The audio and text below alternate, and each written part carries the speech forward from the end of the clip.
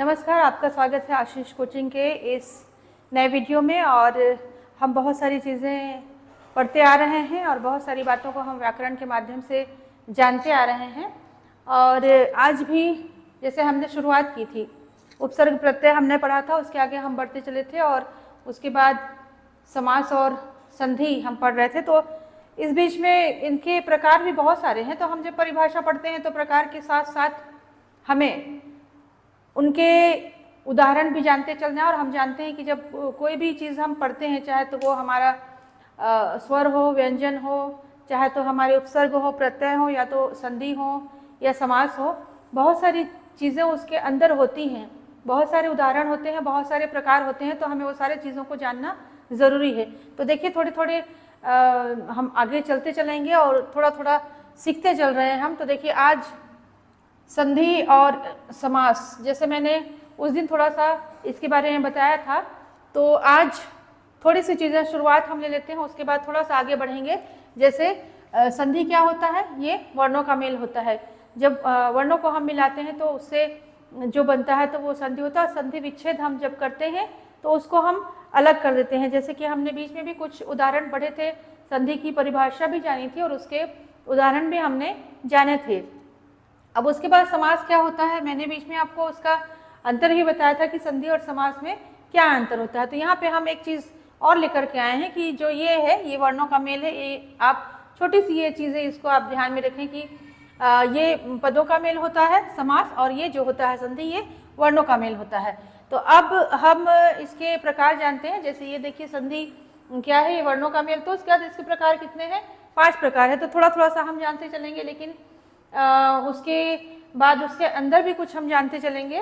जैसे ये प्रकार में मैंने बताया, दीर्घ है, गुण है, वृद्धि है, यण है और अयादि है। ये संधि के प्रकार है ना। तो इसके बाद हम थोड़ा सा जानते हैं दीर्घ संधि के बारे में कि दीर्घ संधि हमारा क्या होता है। तो दीर्घ संधि क्या है? इसमें जो ह्रस्व स्वर भी हमने पढ़े थे, दीर्घ स्वर भी हमने पढ़े थे। हमने जाना था कि किसी स्वर के उच्चारण में हमको थोड़ा कम समय लगता है, किसी स्वर के उच्चारण में हमको थोड़ा सा ज़्यादा समय लगता है। तो इस तरीके से उन्हें हम अलग अलग स्वर के रूप में, अलग अलग स्वर के प्रकार के रूप में हम जानते हैं। तो अभी हम दीर्घ संधि के बारे में जानते हैं कि ह्रस्व दीर्घ स्वर जो हमने पढ़े थे, उसमें अ, ई, उ के बाद अगर फिर से कोई ह्रस्व स्वर आता है, जैसे अ, ई, उ जब आते हैं, और इसके बाद ये क्या बन जाता है? आ, ई, उ। ऐसे कई शब्दों को जब हम मिलाते हैं ना और उसको संधि में बनाते हैं, तो हम देखते हैं कि उसका उच्चारण कहीं पे हम कुछ और कर रहे होते हैं। तो हमें जानना है, जब ये उदाहरण मैंने लिखा है, धर्म और अर्थ, है ना। ये बहुत सारा सरल सा उदाहरण है और ये आपको बहुत जगह मिल जाएगा। तो धर्म और अर्थ को जब हम मिलाते हैं तो क्या बनता है? धर्मार्थ। वहाँ पे अ का उच्चारण नहीं हो रहा है, यहाँ पे आ हो गया है उच्चारण। तो उसी तरीके से जब हमने अ और अ को मिलाया है तो क्या ध्वनि आ रही है? आपकी आ ध्वनि आ रही है। तो इस प्रकार से जब इसमें दीर्घ संधि में वही है कि जब ह्रस्व दीर्घ स्वर कहीं पे आ जाते हैं तो फिर उसका उच्चारण जो है वो थोड़ा सा बदल जाता है। तो ये हुआ। फिर उसके बाद आते हैं गुण संधि में हम। तो गुण संधि में क्या है? अ, आ के साथ जब ई मिलते हैं कई जगह, तो क्या होता है? आपका क्या बन जाता है? ए बन जाता है ना। अ, आ के साथ ई कहीं पे मिलते हैं तो क्या बन जाता है? ए बन जाता है। और इसके बाद भी और कई शब्द इस तरीके से, वर्ण इस तरीके से मिलते हैं कि उसका उच्चारण थोड़ा सा अलग हो जाता है। तो यहाँ पे देखिए, अ और आ और प्लस यहाँ पे क्या मिलता है? री। तो क्या बन जाता है? र। तो इसका उदाहरण मैंने ये लिखा है यहाँ पे, नर, धन, इंद्र। ये भी बहुत सामान्य सा उदाहरण है और आपको कई जगह देखने के लिए मिलता है, आपकी किताबों में भी पढ़ने के लिए मिलता है। तो इससे क्या बनता है? नरेंद्र, है ना। अब इसके बाद आते हैं हम वृद्धि संधि में। तो वृद्धि संधि क्या है? जब अ और आ मिलते हैं यहाँ पे तो ए या ए से मिलते हैं तो फिर क्या बनता है? ए। अगर अ आ मिलते हैं ए से या ए से मिलते हैं तो ए बन जाता है कई बार। जैसे सदा, सदा ये है, आ रहा है यहाँ पे, अ भी यहाँ पे आ रहा है, आ भी यहाँ पे आ रहा है। आपको ऐसा नहीं कि कई शब्दों में आपको स्पष्ट दिखेगा वो वर्ण कि वहाँ पे अ ही लिखा है, वहाँ पे आ ही लिखा है, लेकिन जब हम उच्चारण करते हैं तो उस समय हम देखते हैं कि शब्द और वर्ण जो है, शब्दों में किस तरीके से वर्ण आते हैं और उसका उच्चारण किस तरीके से बदल जाता है। तो ये सदा और एव है, तो ये आपका क्या बन जाता है? सदैव, यहाँ पे ए आ गया है आपका, ठीक है। तो इस तरीके से हमने पढ़ा संधि जो है वर्णों का मेल है, संधि के प्रकार है, 5 प्रकार है। धीरे धीरे हम इसे बढ़ते चलेंगे। अभी हमने जो जाना है दीर्घ संधि के बारे में जाना है, गुण संधि के बारे में जाना है और वृद्धि संधि के बारे में जाना है। इसके बाद हम थोड़ा थोड़ा दोनों चीज़ों को पढ़ते चलेंगे ताकि हमारी जो पढ़ाई है थोड़ी सी आगे बढ़ती चले, क्योंकि अगर हम एक ही टॉपिक को फिर लेकर के रहेंगे तो फिर ज़्यादा चीज़ें हम समझ नहीं पाते हैं। और कई बार ऐसा होता है, सामान्यतः कई बार नहीं, ऐसा होता ही है कि हम संधि के साथ साथ समास को पढ़ते हैं।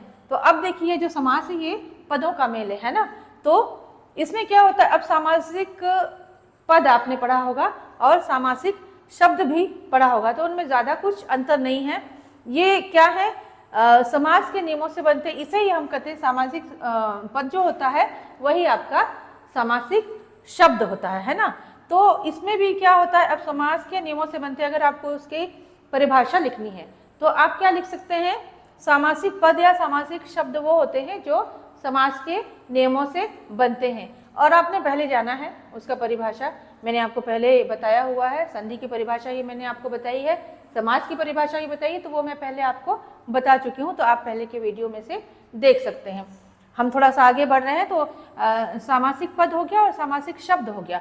तो सामासिक पद या शब्द का जो अब इसके जो प्रकार हैं क्या है, ये पूर्व पद है और ये उत्तर पद है ना। आप इसको डाल सकते हैं कि पहला हो गया या दूसरा हो गया, इसके 2 पद हैं, 2 प्रकार हम कह सकते हैं, ठीक है। तो इसमें जो सामासिक शब्द जो हम शब्द बनाते हैं तो उसका पहला पद जो होता है वो क्या होता है, पूर्व पद होता है, और उसके बाद का जो पद होता है वो उत्तर पद होता है। कई जगह जब हम परिभाषा पढ़ते हैं तो हम देखते हैं कि जो पूर्व पद है वो उसका प्रथम होता है, वो खास होता है, और जो बाद का पद होता है वो क्या होता है, गौण होता है, मतलब कि उसका उतना ज़्यादा महत्व नहीं होता है। तो हम इसे आगे आगे पढ़ते जाएंगे और हम उसे जानते जाएंगे। तो गौण मतलब कि क्या हो जाता है, उतना मुख्य नहीं होता, वो उसे हम मुख्यता नहीं देते, मुख्यतः उसे नहीं लेते हैं, है ना। तो शब्द का पहला पद पूर्व और बाद का क्या हो गया, उत्तर पद, हम ये अभी समझते हैं, ठीक है। पूर्व पद और उत्तर पद के बारे में हमने ये सीखा कि सामासिक शब्द का जो पहला पद होता है उसे पूर्व पद कहा जाता है और उसके बाद के पद को उत्तर पद कहा जाता है। तो जैसे मैंने बताया कि पूर्व पद कई में गौण हो सकता है और उत्तर पद वो हो सकता है, वो मुख्य हो सकता है। तो इस तरीका का लिखा हुआ रहता है, तो वो मैंने आपको पहचानने का तरीका बताया कि आप इसमें कंफ्यूज ना हो कि उत्तर पद और पूर्व पद, है ना। तो अब जो समास होते हैं वो 6 प्रकार के होते हैं, ठीक है। तो इसमें हम आगे भी पढ़ेंगे, बहुत सारा पढ़ेंगे, इसके प्रकार के बारे में भी पढ़ेंगे, लेकिन जिसमें हम तत्पुरुष समास के बारे में पहले हमने पढ़ा था, तो आज थोड़ा सा इसको हम नज़र डालते हैं, थोड़ा सा रिवाइज करते हैं कि इसमें उत्तर पद जो होता है वो प्रधान होता है, जो पूर्व पद होता है वो प्रधान नहीं होता। अब देखिए यही जो पद मैं बता रही हूँ ना, पहला पद, पूर्व पद, बाद का उत्तर पद, तो यही चीज़ें ऐसे ही आपको परिभाषाएं पढ़ने के लिए मिल सकती है आपके किताबों में भी। और वही चीज़ मैंने बताई है कि आपको इसमें कंफ्यूज नहीं होना है ना, कहीं भी दिग्भ्रमित नहीं होना है, भटकना नहीं है, ठीक है। तो जैसे बहुत आसान सा ये है, ठीक है, आसान सा उदाहरण है, आसान सा उदाहरण ये आपकी किताब में भी मिलता है आपको कि राजा का पुत्र राजपुत्र, है ना। तो इसमें आपको क्या बताया जा रहा है, राजपुत, है ना।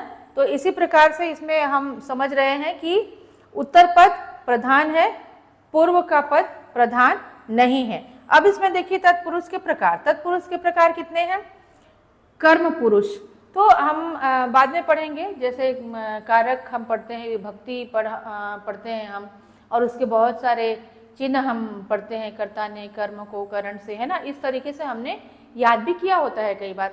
तो हम अभी थोड़ा सा ऐसे ही पढ़ रहे हैं, उसके बाद हम चिन्हों को ही पढ़ेंगे, उसके बारे में भी हम जानेंगे विस्तार से।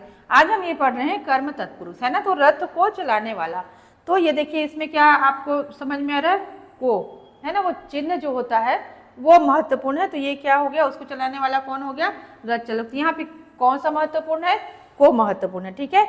अब इसके बाद है करण तत्पुरुष। जल्दी जल्दी से हम जानते समझते चलेंगे ताकि हम आगे थोड़ा और बढ़ सके।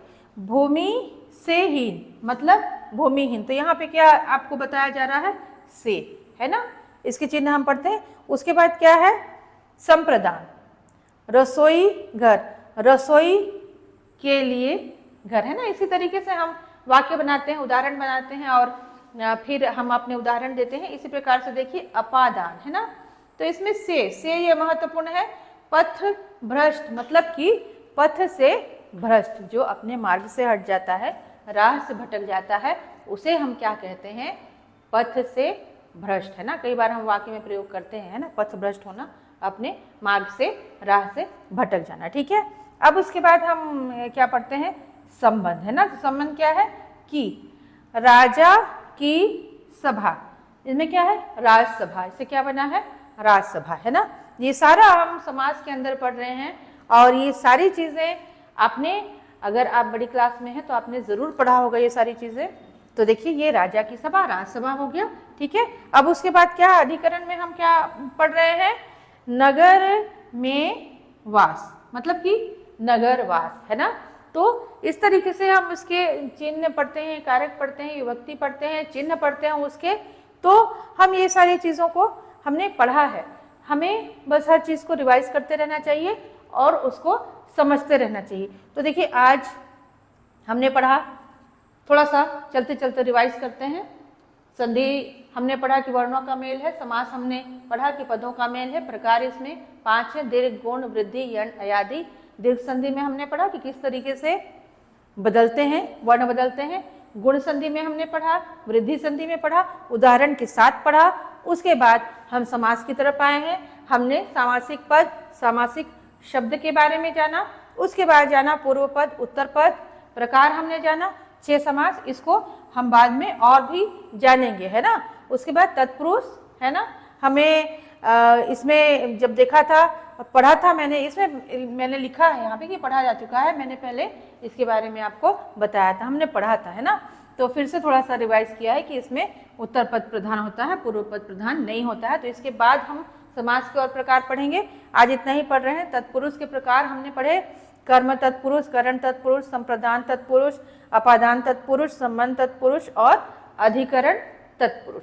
तो देखिए आज इस वीडियो में आपने कितना सीखा, क्या क्या सीखा, आपने क्या क्या नोट्स बनाए और कैसे कैसे आपकी पढ़ाई चल रही है। और चूंकि परीक्षाओं का समय है तो ज़रूरत है कि हमें और अच्छे से पढ़ना है। और आगे भी जैसे मैंने कहा है कि व्याकरण हमेशा काम आता है, चाहे वो आपका हिंदी का हो या अंग्रेज़ी का हो, तो आप उसे पढ़ते रहें, समझते रहें और अपने दिमाग में उसको अच्छे तरीके से बैठा के चलें। और आपको वीडियो पसंद आता है तो आप कमेंट्स भी ज़रूर करें, शेयर भी करें, लाइक भी करें। और जिस तरीके से हमारे वीडियोस को पसंद कर रहे हैं तो वैसे ही पसंद करते रहें और हमारे चैनल को सब्सक्राइब करें, अपने दोस्तों को भी कहें। तो आज यहीं चलते हैं, धन्यवाद, नमस्कार।